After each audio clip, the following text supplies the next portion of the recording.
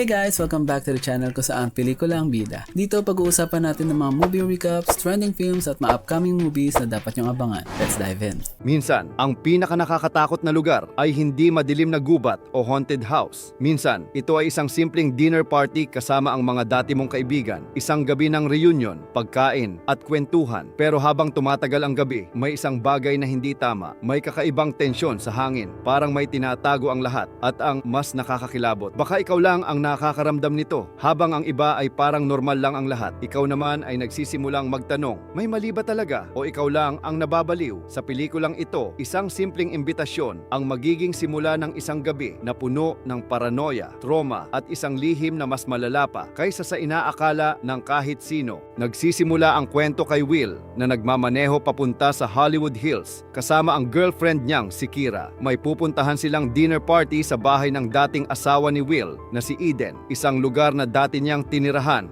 at puno ng alaala. Habang paakyat sila sa madilim na kalsada ng kanyon, biglang may tumawid na koyote sa harap ng kotse. Hindi ito naiwasan ni Will at nabangga niya ang hayop. Dahil naghihirap ito sa sakit, napilitan si Will na patayin ito upang tapusin ang paghihirap nito. Isang maliit na pangyayari pero nagsisilbing simbolo ng isang tema sa buong kwento. Ang ideya ng pagwawakas ng sakit sa pamamagitan ng kamatayan. Pagdating nila sa bahay, sinalubong sila ng mga dating kaibigan. Halos 2 taon na silang hindi nagkikita mula nang mangyari ang trahedya sa buhay ni na Will at Eden, ang pagkawala ng kanilang anak. Ang bahay mismo ay parang isang time capsule ng nakaraan ni Will. Habang naglalakad siya sa loob, nagkakaroon siya ng mga flashback ng masasayang alaala kasama ang kanyang anak. Ngunit may mga bagong mukha rin sa party, mga taong hindi niya kilala. Isa na dito si David, ang bagong asawa ni Eden, at si Sadie, isang misteryosong babae na tila kakaiba ang kilos. Unti-unting nararamdaman ni Will na may hindi tama sa gabing ito, pero hindi pa niya alam kung ito ba ay dahil sa trauma ng kanyang nakaraan o dahil may talagang nangyayaring mali. Habang nagkakainuman ng grupo, unti-unting lumalabas ang kakaibang atmosphere ng gabi. Ipinapakilala ni Eden at David ang kanilang bagong paniniwala na natutunan nila habang nasa Mexico. Isa itong grupo na tinatawag na The Invitation. Ayon sa kanila,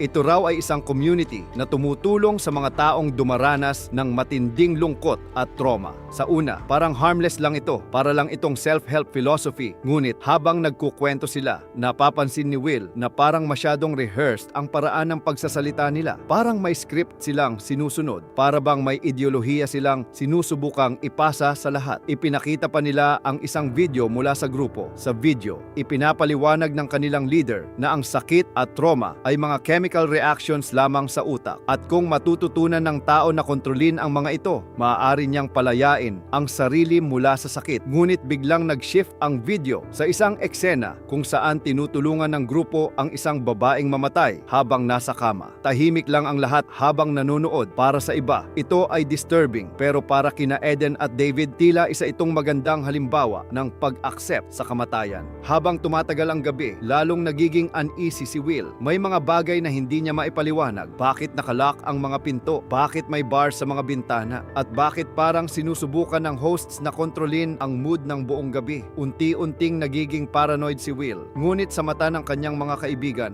mukhang siya ang problema. Sa kalagitnaan ng dinner, naglaro sila ng isang psychological game na tinatawag na I Want. Sa larong ito, kailangang sabihin ng bawat isa kung ano talaga ang gusto nila. Sa una, parang harmless lang ito. Pero habang nagpapatuloy ang laro, lumalabas ang mga uncomfortable truths ng bawat tao. Ang ilan ay nagbibiro. Ang ilan ay nagsasabi ng mga bagay na masyadong personal. Ngunit ang pinaka nakakabahala ay ang confession ni Pruitt, isa pang miyembro ng grupo. Ikinuwento niya kung paano niya aksidenteng napatay ang kanyang asawa matapos silang mag-away. Sa halip na trauma ang maramdaman, parang tinanggap niya ito bilang bahagi ng kanyang transformation sa pamamagitan ng kanilang cult. Habang lumalala ang tensyon, isang bisita ang biglang nagpasya na umalis sa party dahil hindi na siya komportable. Ngunit kahit pinayagan siyang umalis, napapansin ni Will na may kakaibang nangyayari sa labas ng bahay. Kasabay nito, patuloy ang kanyang mga flashback tungkol sa pagkamatay ng kanyang anak. Isang trahedyang hindi pa rin niya kayang tanggapin. Dahil dito, hindi malinaw kung ang kanyang paranoia ay bunga lamang ng trauma o may tunay na panganib sa loob ng bahay na ito. Ang tunay na turning point ng gabi ay nang dumating ang sandali ng isa pang toast. Pinuno muli ng wine ang mga baso ng lahat. lahat. Ngunit bago pa man makainom ang grupo, napansin ni Will ang isang mahalagang detalye. Ang mga miyembro ng cult ay hindi umiinom. Sa sandaling iyon, biglang nag-click ang lahat sa isip niya. Ang mga pills na nakita niya sa kwarto ni Eden, ang video tungkol sa assisted death, ang pilit na positivity tungkol sa pag-escape sa pain. Bigla niyang napagtanto ang nakakatakot na posibilidad. Ang wine ay maaaring lason.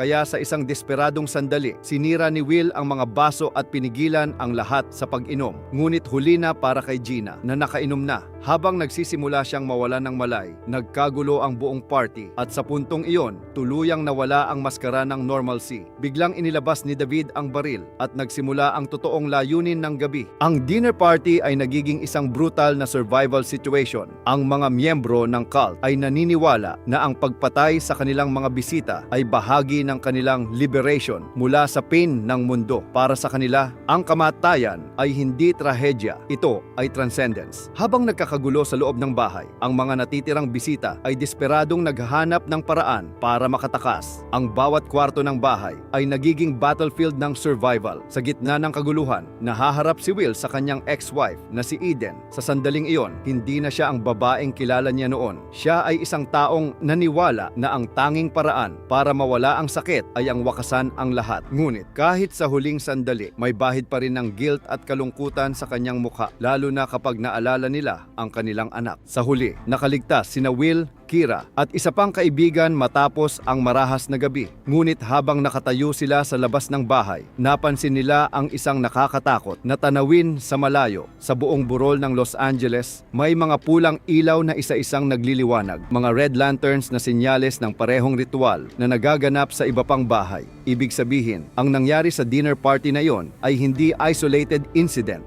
Isa itong coordinated event ng isang cult na naniniwala na ang pagwawakas ng buhay ay ang tunay na paraan para wakasan ang pain ng mundo. At sa sandaling iyon, napagtanto ni Will na ang personal na trahedya niya ay maliit lamang kumpara sa mas malawak na delusyon ng mga taong handang pumatay at mamatay para sa maling paniniwala. At ayun na nga ang kwento mga karelkada. Kung nag-enjoy ka sa video ito, don't forget to like, share, and subscribe para updated ka sa mga bagong movie contents natin. Hanggang sa susunod mga karelkada, lights off, popcorn ready, and kita-kits sa next movie trip.